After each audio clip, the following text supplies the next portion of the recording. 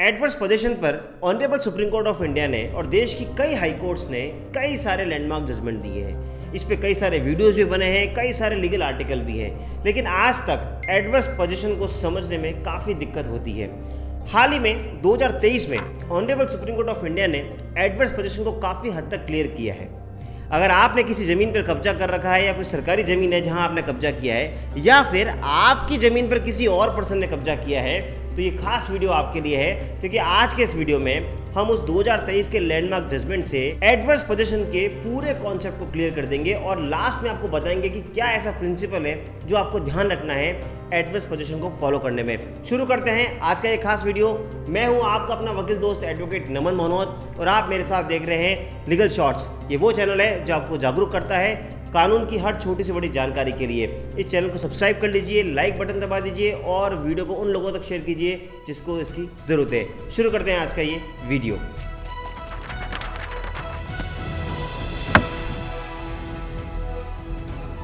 Video शुरू करने से पहले एक जरूरी अनाउंसमेंट। मैं नीचे एक लिंक दे रहा हूं। अगर आपकी कोई कानूनी समस्या है या आपको किसी भी लीगल ओपिनियन चाहिए तो आप उस लिंक पर क्लिक करके मुझ तक या मेरी टीम तक पहुंचकर घर बैठे एक कॉल पर कानूनी समस्या का समाधान आप पा सकते हैं। खैर, आज हम बात कर रहे हैं एडवर्स पोजीशन की और सुप्रीम कोर्ट के एक रिसेंट जजमेंट की। सबसे पहले जजमेंट का नाम जान लेते हैं। State of Kerala versus Joseph 2023 supreme court. नीचे लिंक दे रहा हूं, आप चाहे तो पूरा पढ़ सकते हैं। सबसे पहले इस केस के फैक्ट्स को जान लेते हैं। जोसेफ नाम के पर्सन का ये एक गवर्नमेंट होता है कि मैं 1940 से एक केरला गवर्नमेंट की सरकारी ज़मीन पर जो लैंड है वहाँ पर मेरा कब्जा है और उस कब्जे पे मैं 1940 से चलता आ रहा हूँ। उसके बाद उनकी डेथ हो जाती है और उसके बाद उनके एलआर्स यानी जो लीगल रिप्रेजेंटेटिव्स होते हैं वो उस पर कब्जा कर लेते हैं, यानी वो अपना हक जमाते हैं। अब एक सरकारी ज़मीन पर जोसेफ की फैमिली का कब्जा है। 1982 में केरला गवर्नमेंट के एक तहसीलदार जगते हैं और वो उनको नोटिस भेजते हैं उनके एलआर को कि सर ये जो आपने कब्जा कर रखा है वो अवैध है, ये सरकारी ज़मीन है, आपको इसको खाली करना होगा। इस तहसीलदार के नोटिस के खिलाफ वो सिविल सूट डालते हैं, सिविल सूट फॉर इंजंक्शन, और वो ये कहते हैं, यानी जो जोसेफ की फैमिली है वो ये कहते हुए जाती है सिविल कोर्ट कि हमारा इस पर काफ़ी टाइम से कब्जा है, इसलिए ज़मीन हमारी है।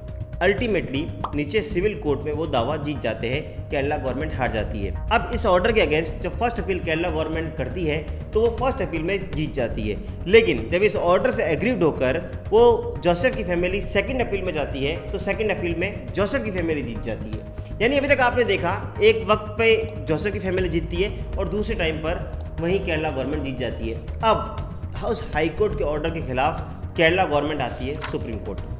केरला गवर्नमेंट के दो बड़े ग्राउंड्स होते हैं। सबसे पहला कि ये जो उन्होंने एडवर्स पोजीशन का जो ग्राउंड उन्होंने रेज किया है वो फर्स्ट टाइम यहाँ सुप्रीम कोर्ट में किया है। उन्होंने कभी भी तहसीलदार के रिप्लाई में ये नहीं कहा कि हम इतने लंबे टाइम से रहते आ रहे हैं तो हमारा एडवर्स पोजीशन का रूल होना चाहिए, हमारा उस पर कब्जा है। दूसरी बात, ये जो ज़मीन है वो सरकारी ज़मीन है और गवर्नमेंट लैंड पर एडवर्स पोजीशन का कॉन्सेप्ट जनरली लागू नहीं होता है और ऑनरेबल हाई कोर्ट को ये देखना चाहिए था कि क्या सही में उनका कब्जा था या नहीं था, क्योंकि उनका ये अवरमेंट है कि हम कई सालों से हैं, लेकिन हमारे गवर्नमेंट रिकॉर्ड से कहते हैं कि वो 15 साल से ऊपर से उनका कब्जा नहीं है। इन 2-3 बातों पर केरला गवर्नमेंट सुप्रीम कोर्ट में अपना पक्ष रखती है। वहीं दूसरी तरफ जोसेफ की फैमिली के लॉयर्स का ये आर्गूमेंट होता है कि हम 15 नहीं कई सालों से इस प्रॉपर्टी पर हैं और हमारा इसलिए इस पर एडवर्स पोजीशन का कॉन्सेप्ट लागू होता है। दोनों पक्षों को सुनने के बाद honourable supreme court of India कहती है कि अब वक्त आ गया है कि हम एडवर्स पोजीशन पे अपनी फाइंडिंग दें, क्योंकि कई सालों से इस पर विवाद चलता आ रहा है। Honourable supreme court of India 3 points पे आती है। सबसे पहला, कंटिन्यूटी। एडवर्स पोजीशन का एक प्रिंसिपल है कंटिन्यूटी का। वो ये कहता है कि अगर आप किसी प्रॉपर्टी पे कब्जे में हैं यानी पोजीशन पर हैं और वो आपकी नहीं है और आप उस पर एडवर्स पोजीशन का कॉन्सेप्ट लाना चाहते हैं तो एक रूल ऑफ कंटिन्यूटी होना चाहिए, यानी आप उस प्रॉपर्टी में एक लंबे समय तक कब्जे में होने चाहिए। ऐसा नहीं 2, 5, 10 साल हो गए। एक कंटिन्यूटी का अगर प्रिंसिपल है तो ही आप उस पर एडवर्स पोजीशन का कॉन्सेप्ट ला सकते हैं। Honourable supreme court of India ने माना कि इस केस में जोसेफ की फैमिली ने कहीं भी एस्टेब्लिश नहीं किया कि हम इस प्रॉपर्टी पर 1940 से कब्जे में हैं। उनका ये कहना था कि जोसेफ की फैमिली हमेशा से एवरमेंट लेकर आई है कि हमारे पास कोई फिजिकल डॉक्यूमेंट तो नहीं है कब्जे के, लेकिन हाँ हमने ये पेड़ उगाए थे और ये पेड़ इतने बड़े हो गए। अब इन पेड़ की उम्र से हम आपको बताना चाहते हैं कि हमारा यहाँ पे कब्जा था। Honourable supreme court of India ने उनकी इस प्ली को नहीं माना। ऑनरेबल सुप्रीम कोर्ट ने कहा कि आप सिर्फ पेड़ की ऊंचाई से, पेड़ की उम्र से आप अपना कब्जा शो नहीं कर सकते, इसके लिए आपके पास एक ठोस सबूत होना चाहिए। अगर आप अपना ठोस सबूत नहीं ला पाए हैं, आप अपना कब्जा नहीं बता पा रहे हैं, इसका मतलब आपके पास लॉन्ग टाइम से पोजीशन नहीं है और एक कंटिन्यूटी नहीं है। और अगर कंटिन्यूटी नहीं है तो आप एडवर्स पोजीशन का अपना दावा नहीं कर सकते। दूसरी बात जो honourable supreme court of India ने नोट की वो ये थी कि लॉ ऑफ प्लीडिंग्स के बारे में। देखिए, जब भी आप किसी भी कोर्ट में अपना दावा डालते हैं, रिप्लाई करते हैं या जब अपील करते हैं, तो लॉ ऑफ प्लीडिंग से कहता है कि जिन ग्राउंड्स को आपने रेज नहीं किया आप उनको बाद में रेज नहीं कर सकते। इसलिए जब भी आप ड्राफ्ट करें आपको हमेशा इस बात का ध्यान रखना है कि जो भी आपके ग्राउंड हैं, जो भी आपके रीजंस हो सकते हैं इसको चैलेंज करने के, वो आपके दावे में, पिटिशन में प्रॉपर तरीके से आने चाहिए। ऑनरेबल सुप्रीम कोर्ट ने कहा कि जब जोसेफ की फैमिली के पास एक मौका था कि वो तहसीलदार के उस 1982 की नोटिस का रिप्लाई करे, तो उन्होंने उस नोटिस के रिप्लाई में क्यों नहीं एडवर्स पोजीशन का ग्राउंड लिया।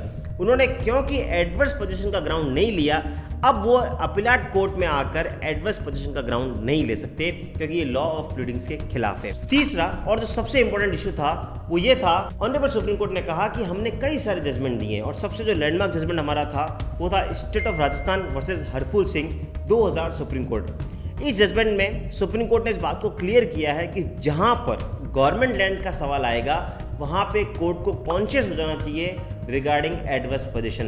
यानी अगर मैं सिंप्लीफाई भाषा में बोलूं तो अगर एक किसी की प्राइवेट प्रॉपर्टी है उस पर आप एडवर्स पोजीशन का क्लेम करते हैं, वहां पे आपको प्रूफ करने का बर्डन कम होता है। लेकिन अगर आपको गवर्नमेंट लैंड पे कब्जा अपना दिखाना है और वहां पे एडवर्स पोजीशन का क्लेम करना है तो वहां पे burden of proof higher level पे होगा क्योंकि वो अल्टीमेटली गवर्नमेंट लैंड है और वो गवर्नमेंट उसकी मालिक है। हरफूल सिंह में सुप्रीम कोर्ट ने ये बोला। इसी बात को रिटेट करते हुए इसी जजमेंट में सुप्रीम कोर्ट ने डिसाइड किया कि क्योंकि ये गवर्नमेंट लैंड है इसलिए हाई कोर्ट ने ये गलती करी है कि उन्होंने प्रॉपर तरीके से नहीं देखा कि इस पर एडवर्स पोजीशन था या नहीं था। हम वापस इस बात को रिटेट करते हैं कि अगर गवर्नमेंट लैंड है तो आपको एडवर्स पोजीशन प्रॉपर तरीके से देखना होगा, कॉन्शियसली आपको उसको नोट करना होगा। इन तीनों बातों को जानने के बाद और इन तीनों बातों को डिस्कस करने के बाद honourable supreme court of India ने केरला गवर्नमेंट की अपील को अलाउ कर दिया और एडवर्स पोजीशन की जो जोसेफ फैमिली का क्लेम था उसको खारिज कर दिया। तो दोस्तों, इस वीडियो से हमें पता लगता है कि एडवर्स पोजीशन का जब क्लेम होता है तो एक तो कंटिन्यूटी होनी चाहिए, दूसरा आपको प्लीडिंग्स का ध्यान रखना है कि आप शुरुआत से ये ग्राउंड लेकर आए, और तीसरा जो आपको ध्यान रखना है कि अगर गवर्नमेंट लैंड है तो आपको बर्डन ऑफ प्रूफ जो प्रूफ करने का है वो बढ़ जाता है। इसलिए जितना हो सके आपके पास प्रॉपर सबूत होने चाहिए ताकि आप उस पर क्लेम कर सकें। वैसे तो हम इस बात को नहीं कहते कि आपको कहीं कब्जा करना चाहिए, लेकिन अगर आप ऑलरेडी किसी प्रॉपर्टी के पोजीशन में हैं तो आप प्लीज़ अपने वहाँ के पोजीशन का डॉक्यूमेंट रखिए, कुछ रिकॉर्ड रखिए। रिकॉर्ड के रूप में फॉर एग्जांपल पानी बिजली का बिल हो सकता है, या आप एक काम कर सकते हैं जो हम देसी जुगाड़ कहते हैं कि आप एक स्पीड पोस्ट से कोई भी डाक भेज दें या वहाँ रिसीव करें जिससे उस रिकॉर्ड में आ जाए कि आप वहाँ पर रह रहे हैं। ये कई सारे तरीके होते हैं जिनको करके हम अब प्रॉपर्टी पे अपना कब्जा शो कर सकते हैं। तो अगर आपका किसी प्रॉपर्टी पर कब्जा है या आपकी प्रॉपर्टी पर किसी ने कब्जा किया है तो इन बातों का आपको ध्यान रखना है, और आप चाहें तो डिटेल में जजमेंट भी पढ़ सकते हैं, मैंने उसके नीचे लिंक दी है। फिर भी कोई समस्या बच रही है, आपको कोई लगता है कि कहीं हमसे ओपिनियन की जरूरत है, नीचे लिंक दे रहा हूँ, हम तक बात करिए। और कंटेंट पसंद आ रहा है तो फॉलो करिए लीगल शॉर्ट्स को और लाइक बटन दबा दीजिए। मिलेंगे अगली बार इसी तरह के इन्फॉर्मेटिव वीडियो के साथ, तब तक के लिए जय हिंद, जय भारत।